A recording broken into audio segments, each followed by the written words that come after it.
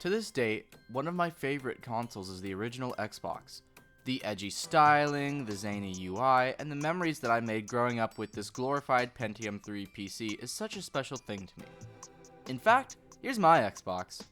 I got it in 2011, and by that time, the Xbox 360 had been out for 6 years, and my half-brother had brought one into our household a few years prior, and I got to play with it every once in a while.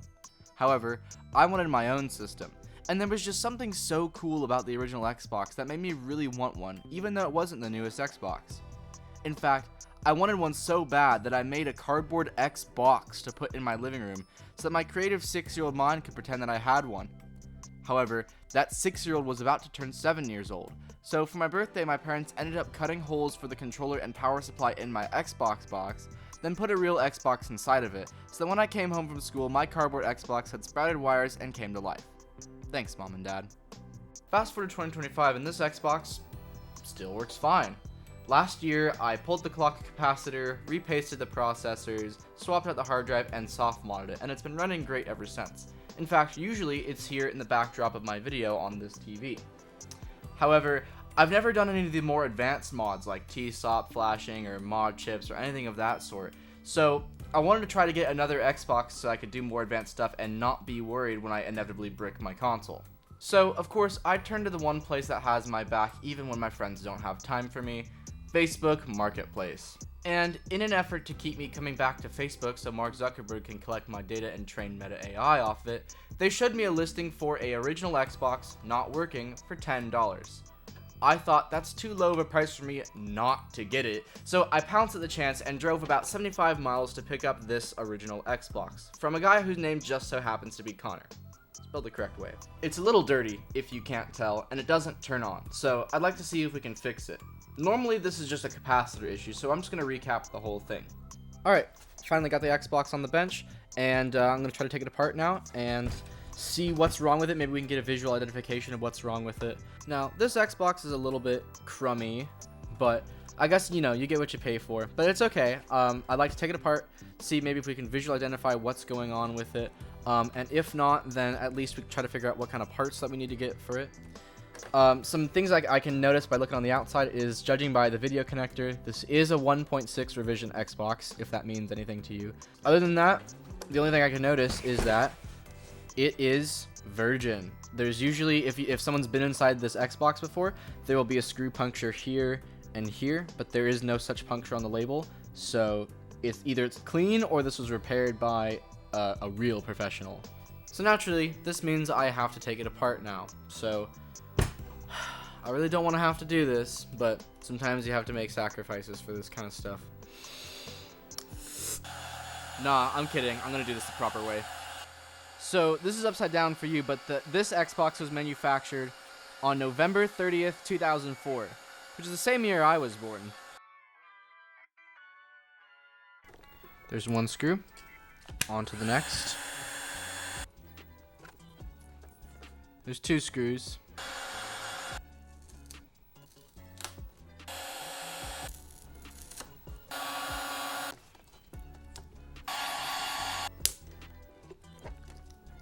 That one left a bunch of crud behind. It's okay. We're probably gonna put like double-sided tape on the back of these anyways, because the adhesive's all... Yeah, that pretty much says it all. Alright, next I have to take this massive screwdriver and remove... Oh, that was crispy. These 6 bolts. They're really long, and according to Reddit, these are proprietary screws. So I don't know exactly what dimensions they are, which sucks because I lost the screws on my working Xbox one time. I found them later, but I lost them and I was like, oh, this sucks. World's crispiest screws? You betcha. Okay, now with all the screws removed, we can finally see what kind of horror story awaits us. This is my first reaction. I'm a little scared. I don't know. I hope there's not like bugs in here or anything.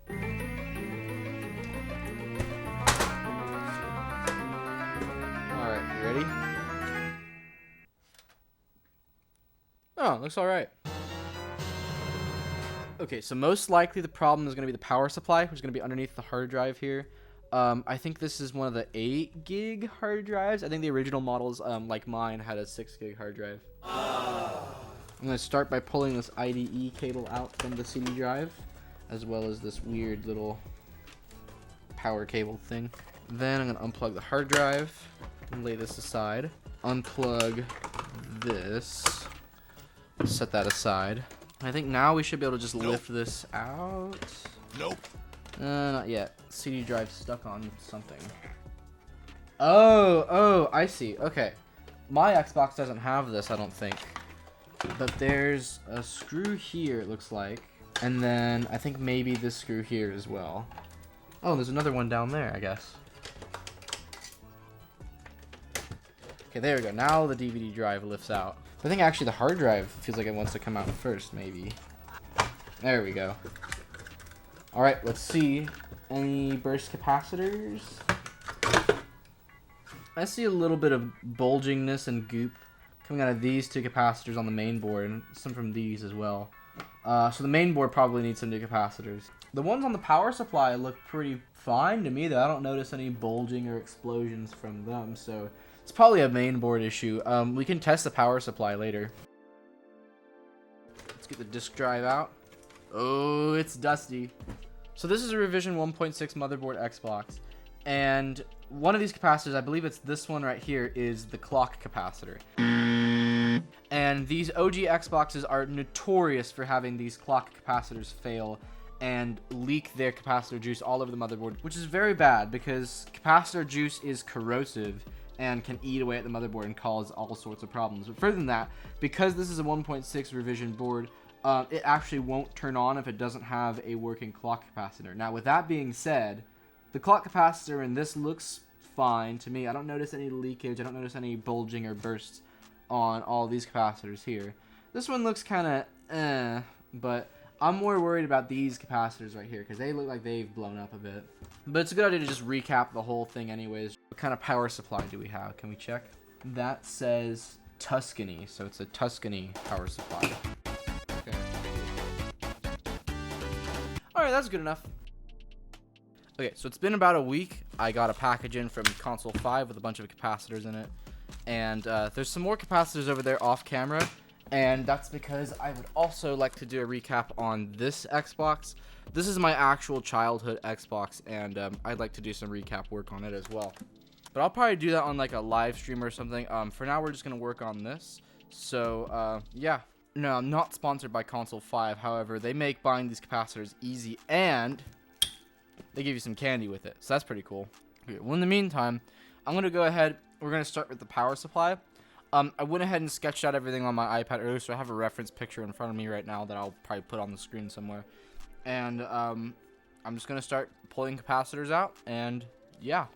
So basically the way this is going to work is I'm going to take some fresh solder, put it on a capacitor, and then we're going to take the hawk out and desolder the capacitor, then yank it out, put a new one in, put solder on it, and then cool.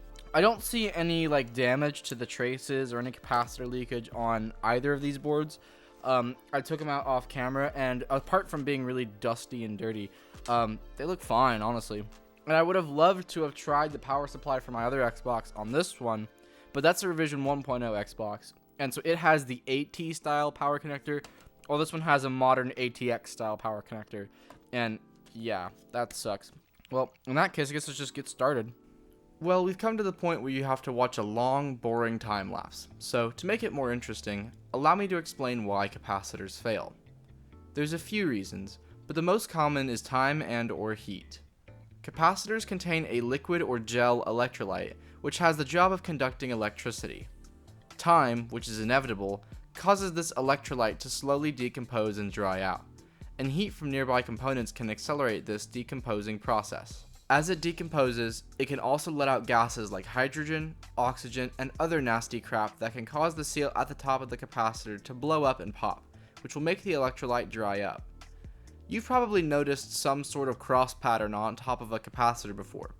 This metal is thinner than the rest of the aluminum can, and it's designed this way intentionally so that if gas builds up, it ruptures and vents out the top instead of having the can explode, which can be even worse for a multitude of reasons. There's also a rubber seal at the bottom of capacitors that keeps the electrolyte inside, and heat also picks fights with this seal, which can also cause the electrolyte to leak onto the board from the bottom. Okay, well next up is the main board, and I'm really not looking forward to this because of the 3 little surface mount capacitors. There's 1 here and 2 here. Oh, there's a 4th here. Okay. I'm not a big fan of those bastards. Well, anyways, I guess it's time to start desoldering these bastards. I'm going to start by taking out the surface mount caps because those are the ones I want to do the least, so if I get them over with, then I can feel better about myself. I hate taking these things out. What you're supposed to do is you take a pair of pliers of these, and you grab them, and then you push down on the board and twist. I know it seems awful, but apparently that's the best way to do it. Push down, twist. Look at that. Push down, twist. Awesome. Now we can start desoldering everything.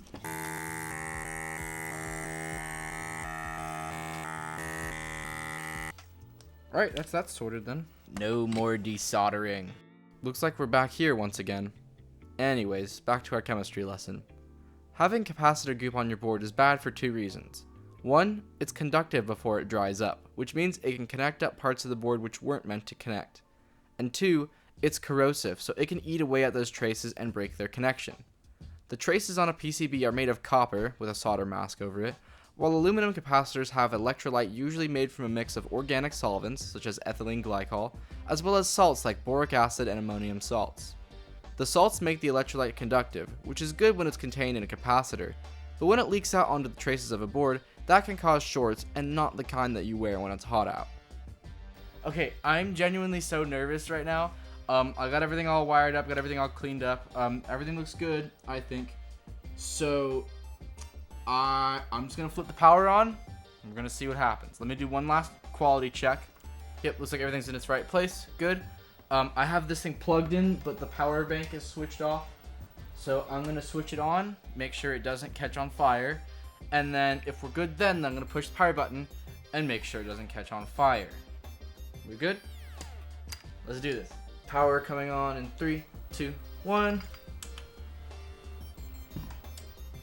Nothing blew up.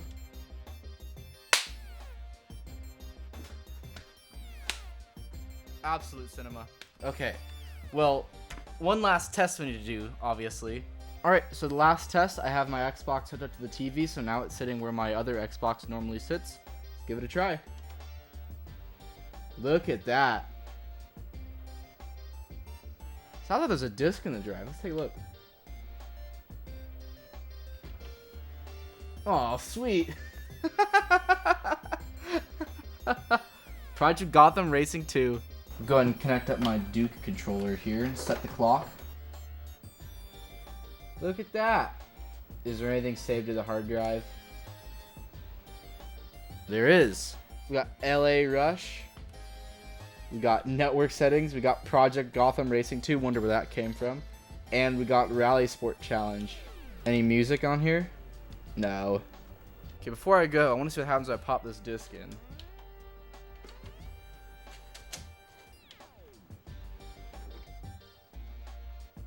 Oh yeah. Oh yeah. Oh yeah. Okay, so one last thing I want to do before we stop for the day is, as you can tell, this thing is quite dirty, and I'd like to try to clean it up really quick. So I've got some warm soapy water here, and just gonna give it a quick scrub and see if we can make anything look better.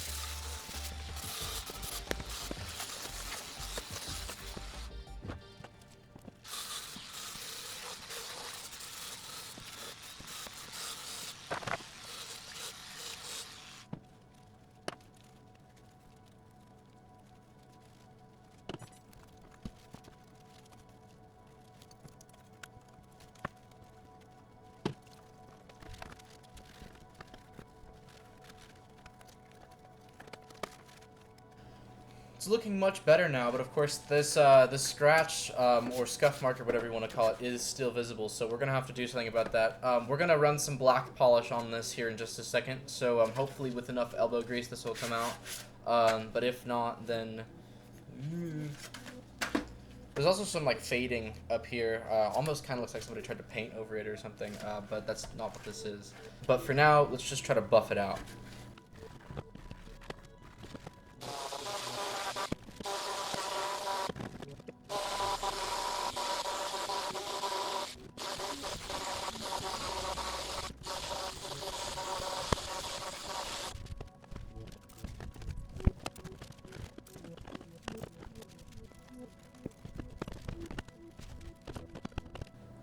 Alright, well I've gone ahead and polished and scrubbed everything, and it's looking pretty good. I did a pretty decent job getting rid of those two big scratches. There's still one here that I didn't quite polish out, but it's okay. We can polish it at a later date. But for now, the plastic's looking great, nice and shiny. There's still a little bit of residue on the inside of this shell, but it's looking a lot cleaner. And it's not quite dry entirely just yet, but it's got a nice sheen to it that'll hopefully retain once we're done here.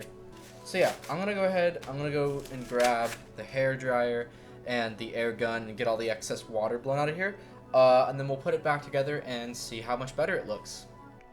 Okay, I know I said cleaning it was gonna be the last thing, but as I put it back together, there's one more thing I'd like to do. I'd like to put some new thermal paste on it just out of habit. I've already gotten the CPU exposed here. This is the Intel Pentium 3, basically the same as you'd get in a computer.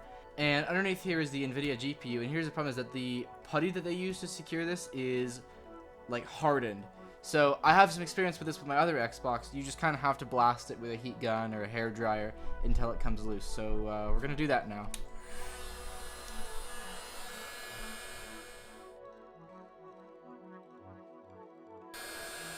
Yep, there we go. I'll simply just give these a good cleaning really quick.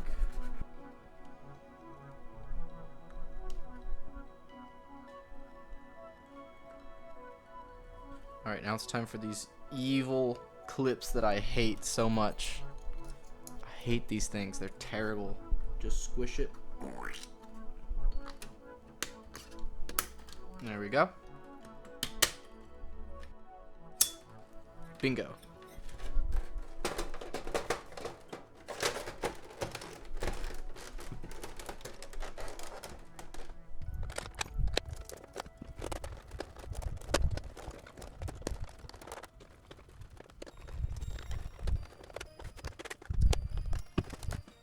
Okay, it's all put back together now. Looks excellent. It looks great. It was a pain in the ass to do that, but looks so much better than before. This one over here on my left is the Facebook Xbox, and this one over here on my right is my actual childhood Xbox. And I have to say, this one is actually looking a little bit better than this one now. Like, there's no scratch visible anymore. It looks almost brand new. It's a bit of work to get that going, but this thing will run for another 20 years or so now. And just like that, we have another successful repair. That took a lot of time and a lot of effort and a decent amount of money, but I still think that getting this Xbox repaired and getting it for cheap would be less expensive than finding a working one in this condition. I have a challenge for you nerds though. I have both of my Xboxes hooked up right now, and I'd like to see if one of you guys can tell which Xbox is which. There's a few clues that are going to be in this shot. You'll have to look really hard to see them though. Well, that's all I have for you today, and I hope you enjoyed this video. If you haven't quite got enough Xbox content just yet, then you might want to stay tuned to this channel. We still have to recap the DVD drive on the Facebook Xbox, as well as do a full recap on the motherboard and power supply of my original Xbox, and I'll be doing those on a live stream on this channel on a future unspecified date. But for now, I really hope you enjoyed watching this video, and thank you guys so much for 1,000 subscribers. You guys mean the world to me. That last video blew up. Mwah. Thank you guys so much. And I know, this isn't Conway episode 2. I promise you it's coming, okay? I just finished the script for it, and I'm going to film it hopefully soon. But for now, I really hope that you liked this video, and yeah, hope you have a wonderful rest of your day. I'm out of here.